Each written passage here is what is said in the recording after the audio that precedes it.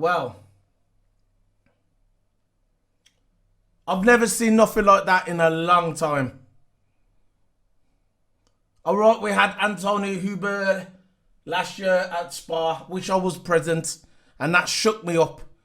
We had a fatality with Antonio Huber with another car, and that shook the F1 world. I know it was an F2, but it still shook the racing world. It was all over the racing world, don't matter what categories. When Antonio Huber lost his life, it was all over the racing news, all over. But today, when I saw Roman Grosjean hit that barrier after turn one, I have never seen a car like that, right, explode like that with fire. That's what used to happen in the 60s and the 70s and the 80s and the 90s. That's what used to happen on a regular basis.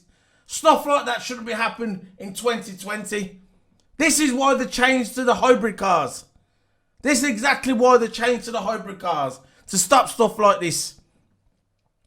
Yeah, look, you know, I come out here and I clown about Roman Grosjean. I say, look, he's a clown. The guy crashes his car in the pit lane. Who does that? But at the end of the day, it's entertain. This is my channel. This is what I do. I entertain, and sometimes I just like to crack jokes or whatever, right? But it doesn't matter if I'm entertaining or not. At the end of the day, it's my channel. And it doesn't matter if what I say about him in the past, whatever, that still sticks. I'm not going back to what I said in the past about Roman Grosjean, that he's a clown. But at the end of the day, this is the guy's life. This guy is a father. He's a father with kids. And it doesn't matter if he wasn't a father with kids, right? You gotta think, you know what? When he went into that ball of flames, right? Look, when it comes on live TV, yeah, there's always, when I say it's live, it's never really live. There's always an 8 seconds to 10 seconds delay for stuff like this in case there's any fatalities. There's always a little delay with any sport, to never do it live. There's always a little delay, right? And soon as that incident happened and they cut it off, I knew it was serious. I just saw the flames and they cut it off straight away. And when they done the replay, when I saw the car go hit the barrier and the car cut in half, I thought, oh my gosh. I was just hoping and praying that this guy comes out of the pits. Comes out of the car. I want him to walk out of them flames with the stewards. I don't want him to die. That's the first thing I was thinking. I was thinking another Antonio Huber. No. Being a Frenchman as well, I didn't want him. Look, Antonio Huber with French, Roman Grosjean French. It's nothing to do with French. I'm just saying, Antonio Huber, he died at Spa. Frenchman, and another Frenchman dying. I didn't want it to happen. I don't care if he's from Africa. I don't care if he's from Sweden, Brazil, Pakistan, India. It doesn't matter. I don't want a human being dying in a Formula One car. I know it's a dangerous sport. I'm not a complete idiot. I know it's a dangerous sport, but you never think it's going to happen. You never think it's going to happen. But the main thing is okay. He's broken his rib. Most likely he's going to miss the race next week. I don't think he cares about missing the race, to be fair. I think this guy's just happy to be alive. Just happy to be alive. Remember, he's got 3 kids. I think he's got 3 kids. He's got a wife. You know, he's got a family. And think about them kids losing their dad in racing. I wouldn't wish that on anybody. I wouldn't wish that on my worst enemy.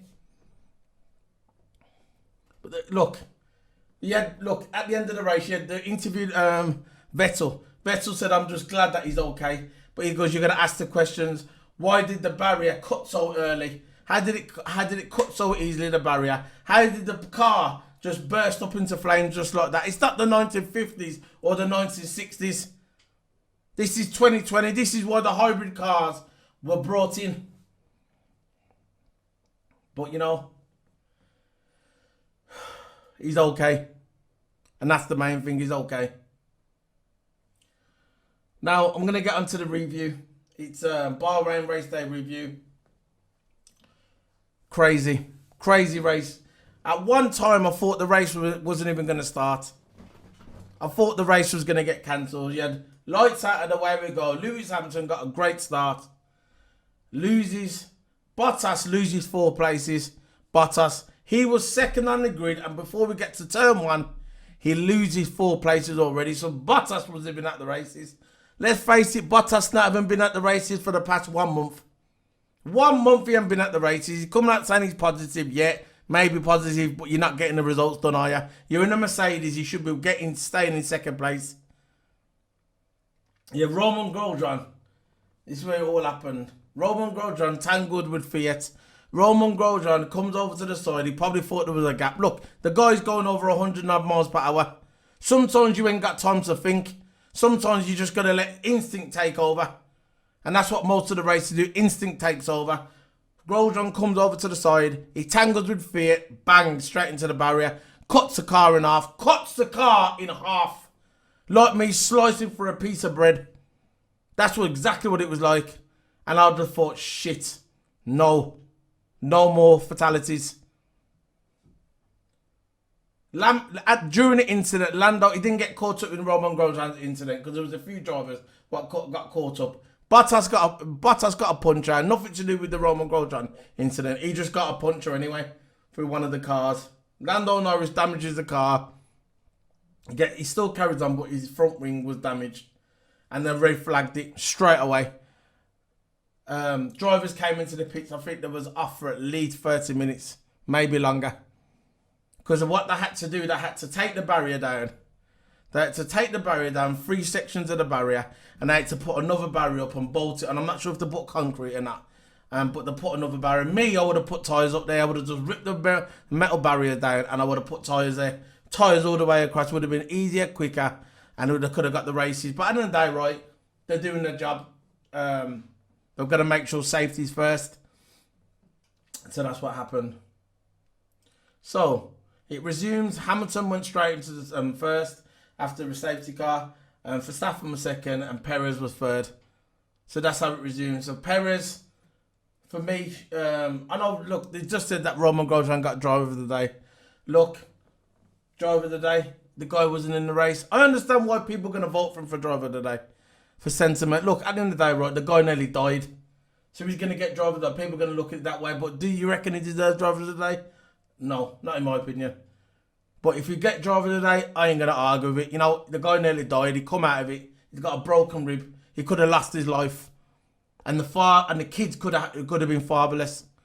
And I wouldn't wish that on nobody. So driver of the day, good for him. Good for him. So Hamilton gets a great start. Verstappen second. Bottas fighting with Albon. Bottas comes through. Bottas gets a punch out. Comes into the pits. Gets out fast. Comes into the pits. This is during the safety car. Because another safety car come out after that. Because Lance Stroll tumbled over. He was everywhere. Lance Stroll came in and his car tipped over. And so there was a safety car. So when the safety car come out, Bottas come into the pits, put the hard tyres on. I think Bottas come into the pits about 4 times during the race, to be fair. Vettel was complaining on the radio about Daniel Fiat.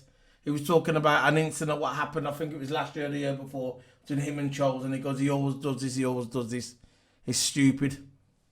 And he goes, and I think he was talking about his incident in Austria last year. Lap 8, safety car ended. Bottas he tried basically Bottas during the safety car. He tried to come into the pits, put a new wing on, new tyres on, and come back out before the safety cars goes back around to try and gain his position back. But he never. He lost all that position. I think he was 3rd or 4th. He lost his position and he went all the way down to 17th place. So his race was done then, right? And for some reason, Bottas's pace was not there for the whole of the race. It was not there. Bottas's pace. What happened? His pace was gone. He's in a Mercedes car. He should be plowing through that field easy. But he was getting stuck behind people like Charles Leclerc in the Ferrari, what's completely dog shit. He was getting stuck behind flipping Williams at one time. So I was thinking to myself, what is going on with this guy? Is he doing it on purpose? Is he had enough? Does he want the season to finish? Does he want to go home and just chill out in Monaco? He wants to go skiing or whatever he does, or rally driving. Because his heart's not in it. If your heart's not in Formula 1, get the fuck out of the team. Simple. Don't come there and show and get the paycheck. You know how many people want to be in Formula 1 and would love to be in your position, Bottas, and you're just sitting at the back like a plum. So basically, safety car ended. Bottas was in 16th place. Hamilton was off. Ocon, great defending from Charles Leclerc. Ocon is getting back to his best. Just as I thought, just as I predicted, just like I predicted last year. But I thought Ocon would have got his form back earlier, but now it's coming to the end of the season. He's getting his form back the way he was in 2018. He's getting that form back that we all know. Just like the commentator said it the same thing. Crafty said, well, this is the Ocon of old before we had that year off. Where he shouldn't have had the year off again because of Stroll. Because Stroll's daddy owns the team, part of the team.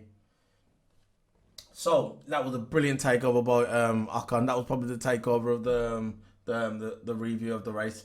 Sainz, savage takeover from Charles on turn 1. And then Ricciardo passed it. So basically people were just passing Charles in that dog shit Ferrari. Because that's what it is, dog shit Ferrari. I don't care what you say. I don't care about the Ferrari fans. I don't give a shit about the Ferrari fans. The car is dog shit. Simple. Ricciardo pits hard tyres, lap 17. Ocon pits hard tyres, lap 18. Daniel Fiat had a stop and go penalty for that incident earlier on. And he put the hard tyres on as well. Kimi pits, put the hard tyres and changed the wing. So basically the hard tyres was the compound to go. Most people was going for the hard compound. Certain cars, like the McLaren, like Carlos Sainz, he had the medium tyres and he was working for him. But some other cars, the medium tyres wasn't working. So the majority of drivers were going on the hard compound. Lap 21, Max and Perez pits both at the same time. Max and Perez. Max puts the hard tyres on and Perez puts the hard tyres on as well. They both pitted similar time at the same lap 21. Lap 21, Vettel puts the hard tyres on. Saying on the radio, he said it's not the same car. So Vettel's basically burying Ferrari now. He knows there's only 2 races to go. He's got his contract in the bag with Aston Martin. He's saying, I don't know if it's a 2-3 year contract. So he started to bury Ferrari. He's saying he's not the same car that he drove 2 weeks ago. So that's what he's saying on that's what Vettel's saying. So lap 24 pits Charles. Charles pits, puts the hard tyres on. Bottas pits lap 25, puts the medium tyres. So by then, this is Bottas been coming to the pits for the second time. And we're only 24 laps in. He's coming to the pits twice. So lap 30, Ocon moved over for Ricciardo because the compound that Ocon was on, it wasn't working for him. His tyres were wearing out. Ricciardo was the fast at the time. I'm not sure if they worked out between themselves because they're saying that maybe they're going to work out between themselves because further on in the race, they're done in the reverse, so there was probably something between the teams. We'll let Ricciardo go through, see what happens, and if it doesn't work out, when Ocon pits again, puts his fresh tyres on, he can pass Ricciardo. So Max pits 5.1 second, lap 34, horrible pit boy, and Red Bull. Red Bull's got the fastest pits in the world. Not just in the F1, in the world of the whole of the motorsports. Max and Red Bull are the gold standard for when it comes to pitting. But this was 5.1 second and lap 35 was absolutely pathetic. That was more like Ferrari's pit strategy. After Lewis said vibration from the car. That was after Lewis, because basically Lewis came onto the radio and said, look, I'm feeling vibration from the car. As soon as he said that, Red Bull pulled in Max Verstappen, but it didn't work out for him because it was 5.1 seconds. So Albon as well pitted at the hard tyres at lap 35 and Ocon pitted to put the hard tyres on. So obviously when Ocon put the hard tyres on, his tyres were fresher, and further on in the race, they've done the switch between Ocon and Ricciardo. Lap 36, Hamilton, Perez puts a hard tyres on, and lap 37 comes out in front of Albon. So Hamilton was in a good position here. He knew that Albon had to pit again. He was in a very strong position. And by then, basically, he'd won the race. Let's face it. By then, we knew that Hamilton, if it wasn't going to be a DNF or some sort of blowout in the engine, you know he's going to win the race. Simple. Lap 39, Lando puts the hard tyres on. Lap 40, Sainz pits 3.9 seconds. And Albon, lap 47, rear tyres are gone. Started coming on the radio and said, look, my rear tyres are gone. That's what Albon started complaining. Like he complains about everything else. Albon should not be at Red Bull. Simple. We all know the truth. If you watch me, you know I'm right. When it comes to F1, I am the best F1 review on YouTube. Simple. I know it. And you know it. And that's why you're watching me. Lap 30 should not be out there. We all know the podium business. The podium should not have gone to Albon. People are going to say, yeah, but it's racing. No. Fuck the racing. He shouldn't have got the podium. Perez broke down 3 laps towards the end. Perez had 5 seconds on Albon. Simple. He gets to 3rd place. He starts grinning on the podium with his stupid teeth. With his bucket head. With his receding hair. Trying to style it, brush it forward. Let it go, man. You're receding. Just shave it off. There's nothing wrong with bald people. Don't try and push it forward to try and style it out. Either get implants or shave your hair off. Sitting there like all confident. Yeah, got 3rd place. But we know why you got 3rd place. You got 3rd place because Perez broke down now. If I was Red Bull, I wouldn't be looking at this and thinking, oh yeah, you got your spot now at Red Bull because you got 3rd place. You got 3rd place because Perez broke down. So they should be looking at the data. You should have been past Perez by merit. You should have passed Perez. If you're that good, you should have passed Perez, but you weren't. You were 5 seconds behind Perez. And that's why. You should not be at Red Bull. Simple. And I still think Perez has got a chance of getting that spot next year. I'm going to stick to it as well. Simple. So, Perez broke down at the end. 3 laps ago. He broke down. Felt sorry for him. He should have got that podium. That was his podium. He broke down. And the fucking bucket head got the 3rd place. Simple. And that's the way it went. Felt sorry for Perez. Everybody knows Perez should have got it. Internet knows he should have got it. I should have known. I know he should have got it. And if I say it, it's the truth. Simple. So we're going to look at the final results. Let's have a look at the final results. So we have, let's pull this up. Lewis Hamilton, Max Verstappen 2nd, 3rd place Alex Albon, 4th place Lando Norris, 5th place Carlos Sainz, 6th place Pierre Gasly, 7th place Daniel Ricciardo, 8th place Valtteri Bottas, 9th place Esteban Ocon, 10th place Charles Leclerc, 11th place Daniel Fiat, 12th place George Russell, 13th place Sebastian Vettel, 14th place Nicolas Latifi, 15th place Kimi Räikkönen, 16th place Antonio Giovinazzi, 17th place Kevin Magnussen, 18th place Perez, and Lance Stroll and Romain Grosjean again with the DNFs. Perez should have got that. Otmar was completely shot. He couldn't even talk. Let's have a look at the teams. They lost a lot of points. That's 2 DNFs they got today. They lost so many points. You got Mercedes on top, won the title, 533. Second, Red Bull, 274. McLaren, 171. Racing Point, 154. And Renault, 144. Racing Point, he's gone. I think they've lost. I think Figgy's going to get it now, McLaren. I think McLaren's going to get it now. Unless Perez can come out right and win the last 2 races, get in the podium, and maybe Lance Stroll can do something. I just can't see it. I think it's gone. So let's have a look, see if we've got an interview, because this is the early review. Usually I'll wait for a bit longer. But because the race was long, yeah. It's all over the news, this thing about, it's all over the news. Hold on, let's get this up. Yeah, it's all over the news. I'm just going through the, see if I can bring it up here. Everything's going off. Let's see if we've got any interviews.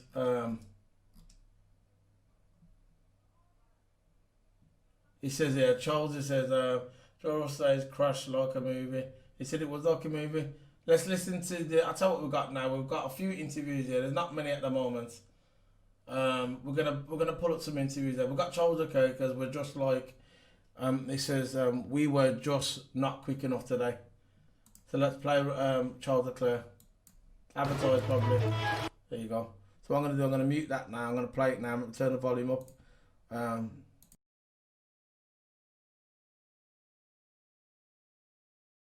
Just at the end, but it just looked like a really tough day for you out there. Yeah, very difficult. We're just not quick enough. Very.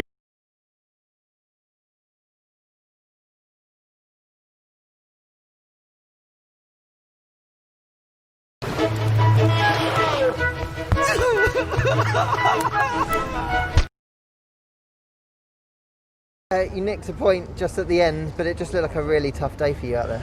Yeah, very difficult. We're just not quick enough. A very good start on both starts. Unfortunately, we had to drop back for the second start for some reasons. I don't know yet why, and we need to look at this. But anyway, starting P12 was in a very good place after lap 1, but after that we were just not quick enough. So yeah, P10 with a bit of luck at the end, because otherwise Sergio will be quite a bit in front in the championship. But that's the way it is.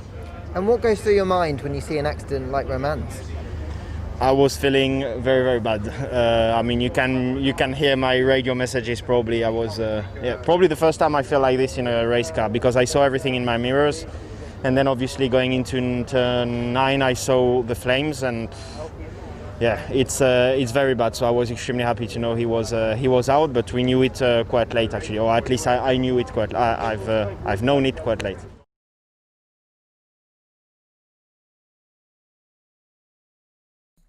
So you can see he's all shook up. Everyone's shook up, understandable. It's understandable everybody's shook up. So we've got George Russ says Grosjean's crash was like a movie. So I'm going to play that. Let's go back to that.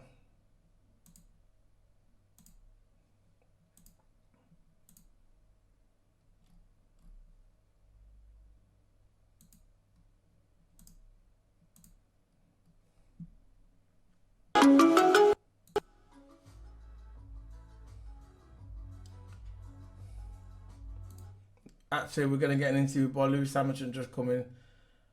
He's talking about Romain Grosjean. He says, Hamilton says Grosjean's crash was horrifying, which it was. I think it shook up. If you wasn't shook up, right, by that incident and seeing that live, right, you're a robot. And I'm going to tell you now, when I saw that, like I told you, I admit it, I was a bit shook. Because I think, I don't want no one to die. And the days of sport, we know they're dangerous. We know they're going 200 miles per hour at some parts of the track. And you don't want to see anybody die. Anybody. It don't matter if it's your worst enemy. You don't want to see no one die. And when I saw that, I thought, whoa. Everybody just thought, hold on a minute, what's going on here? That's the first thing you're going to think. Hampton on here saying, like I said, it says Grosjean's crash was horrifying.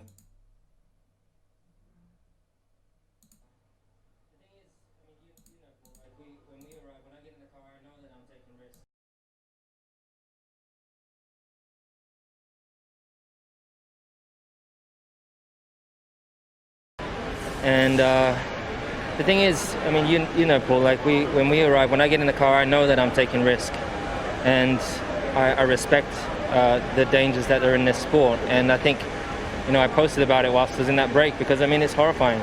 You know, I mean, his car, the cockpit, I don't know what G's he pulled, but I'm just so grateful that the halo worked. I'm grateful that the barrier didn't slice his head up or something like that. You know, it could have been so much worse. But I think it's a reminder to us, and hopefully to the people that are watching, that this is a dangerous sport, and that is why we are out there like pushing to the limit and playing with that limit. But you also have to respect it. But as I said, I think it's an amazing job. Shows an amazing job that Formula One has done, the FIA have done over time to be able to walk away from something like that. But of course, that will be investigated, and they will do a lot of work to try and make sure that that doesn't happen again.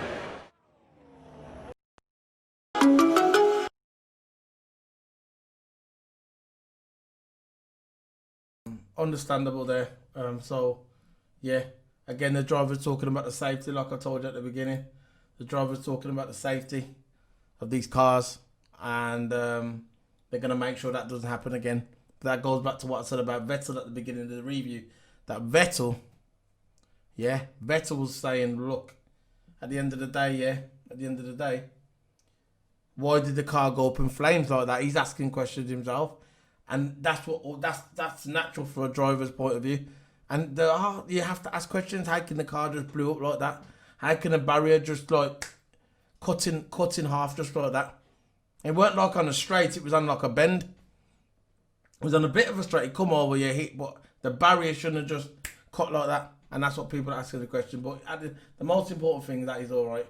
So we've got some audio here. See, to come up on my thing now, talking about Romain Grosjean's crash. And Sky News just flipped up on iPad, it's saying, look, Roman Grosjean's crash. It's all over the news. So basically, I'm going to show you this. This is a bit of audio. It says Stroll flips and crashes after Fiat contact. Again, so basically, when Roman Grosjean come over to that, come over to in the middle, look, he saw a gap. He came into the middle and he clipped Fiat. So that really wasn't Fiat. Fiat was just covered. He was holding his line. Grosjean come over, but this one, Fiat was involved in this one as well. It flips over, and well, Fiat was involved in this one. Stroll flips over, hits Fiat, and flips over. So I'm going to play some audio from this now. Not many interviews. The interviews haven't come up, so I'm just showing you, listening to audio from the race. So I'm going to pause this.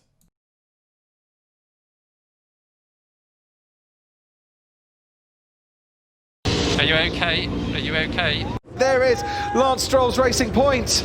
Okay, I'm hanging upside down. Are you okay? Are you okay? Yeah, okay. And there it is. An AlphaTauri. Wasn't it? That was Daniel Kvyat. That's Kvyat's second contact in this race then. And yeah, almost the slow rollover. So Lance was Behind a little bit under pressure there from Science. He's turned in. And then yeah, crunch. So he was losing time. Racing incident. I think that's fair enough there. Kvyat had it. There was a gap. Stroll was on his back foot a little bit. Touch ambitious from Kvyat. In fact, he didn't really commit to it. He just sort of left it there. He sort of hung his wheel out, didn't he?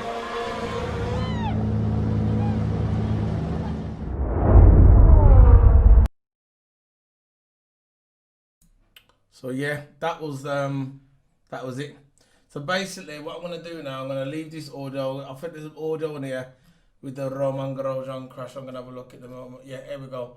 This is basically, it's just over 2 minutes long. It's you can hear the audio of when he escaped from the car. I'm gonna be off now. Don't forget to hit subscribe. I'm sorry if it was a short one. It was 27 minutes, so it was long enough. Yeah, basically, I'm gonna be going now. I'll be back next week for the outer rim. And yeah, hopefully there's no casualties at all there. I just want to see, I don't mind Lucky going wheel to wheel, but I don't want to see this again, what happened today. I don't want to see a driver nearly being cut in half. So I'm going to leave you with this now. I'm going to leave you with the audio. Basically, it's the Grosjean escapes, the huge crash, and the fire at the beginning of the race. So this is Solo. And before I go, TOTO Hammer, he done a live review of this today. So go and check out his channel. His channel is going to be in the description below. He should be coming across the screen now. That's TOTO Hammer. And check out his channel and his Twitch as well. All links are going to be below. So I'm going to let go of this review. I'm going to let go. See you later, guys. This is Solo P1. Signing out. Bye. And I'm going to play the audio from the Roman Grosjean when he escapes the crash at the fire at the beginning of the race. He's going to be advertising.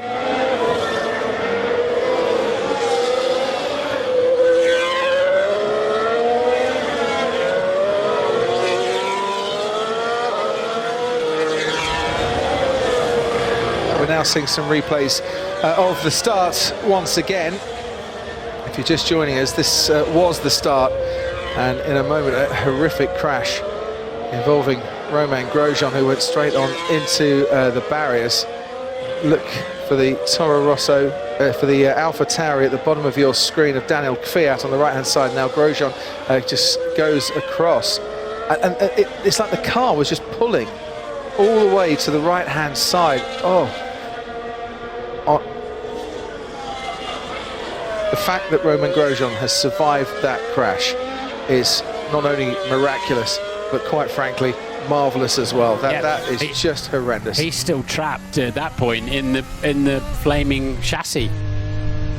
But Roman decided to come across the pack, look, and Danny Kvyat couldn't do anything about that. And he met a barrier that was coming towards the track at about 30 degrees. Just a misunderstanding in the pack there, because they were basically ahead of Romain Grosjean there. They were tripping over each other a little bit, so he steered right to go around them, but he wasn't clear of the AlphaTauri on his inside. on board sure I now wanna see with this. Romain Grosjean. And this, the start of the race. Just, obviously you're with us, seeing these pictures, but if you're just switching on your TV now, just to warn you that there is an impact coming up with the barrier that is, I don't think is going to look very pretty at all. Kimi Raikkonen going off the track on the left-hand side now. Grosjean goes across, and thankfully we freeze it right there. We don't want to see the impact, we really don't. And Romain Grosjean having to hurdle away from the scene of a big fire. And that's the medical delegate who starts in the Mercedes estate at the back of the grid. So they've been able to stop immediately. And look at that, that looks like Alan van der Merwe, the medical car driver, with the Dr. Ian Roberts as well. And van der Merwe, Alan's putting them out, putting the flames out on their overalls. But they would have been first on the scene because they, as you say, start behind the pack. And every time I see that, it just looks more and more horrific. Tears, I'm sure, in the Haas garage for many of Romain's friends and colleagues.